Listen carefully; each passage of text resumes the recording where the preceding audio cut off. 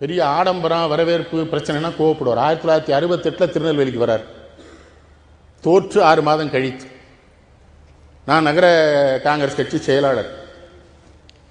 நான் மைக்கில் விளம்பரம் பண்ண பையங்களுக்கு என்ன எழுதி கொடுத்தது தெரியுமா? உண்மை பேசுகிறது, சத்தியம் பேசுகிறது, நேர்மை பேசுகிறது, நாணயம் பேசுகிறது, தலைவர் காமராஜர் பேசுகிறார்.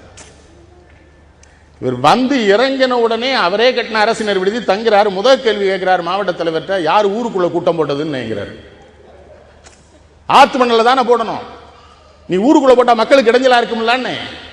ஆத்துல போட்டா தானே கேட்கிறவன் மட்டும் வருமா, மக்களுக்கு துன்பம் இருக்காது. யாரு போட்டது அப்படின்னு மாவட்ட தலைவர் சும்மா இருக்கணும்ல. இந்த பையன் தான்ட்டார் நம்ம, நான் வெளியே ஓட்டு ஏதாவது பிரச்சனை ஆயிரும். முதல் நாள் இரவு அவருடைய 67வது பிறந்த நாள் அன்னைக்கு நாங்கள் ஒரு பெரிய கொடி கம்பம் போட்டிருந்தோம். அதில் சீரியல் பல்ப் எல்லாம் கட்டியிருந்தவர் வராருன்னு அது அருந்து விழுந்துருச்சு. மேலே போய் யார் கட்டுறது 67 அடி உயரத்தில் முருகன் ஒரு பையன் என்ன பண்ணாரு, வாயில் அந்த உயர கவி மலமலன்னு மேலே ஏறிட்டார். மேலே ஒரு குறுக்கு கம்பி கொடுத்துருந்தோம், ஏறி அந்த கட்டிட்டு கீழே வந்தாரு. இந்த வந்தே மாதரம்ங்கிற கோஷத்துக்கு உண்டான அந்த அந்த மரியாதை ஒரு 300 பேர் சத்தம் போட்டோம். இறங்கினான். விவரம் இல்லாமல் அவனை கொண்டு இவர்கிட்ட விட்டு, ஏன்னா மேலே ஏறி கட்டியிருக்கான்ல, அவனுக்கு ஒரு பொண்ணா ஒரு கதராடை பொறுத்தவன்னு இவர்கிட்ட கொடுத்தோம்.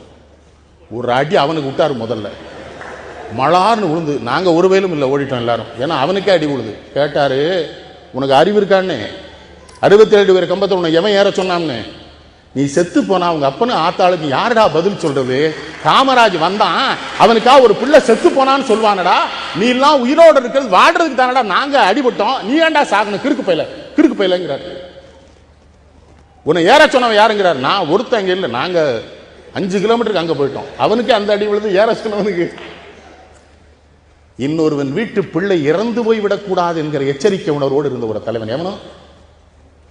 சென்னையில் ஒரு போராட்டம், அடிபட்டு மண்டை உடைஞ்சு தொண்டர்கள்லாம் ரத்த வெள்ளத்தில் இருக்காங்க. கண்ணதாசன் கட்சியில் சேர்ந்த புதுசு.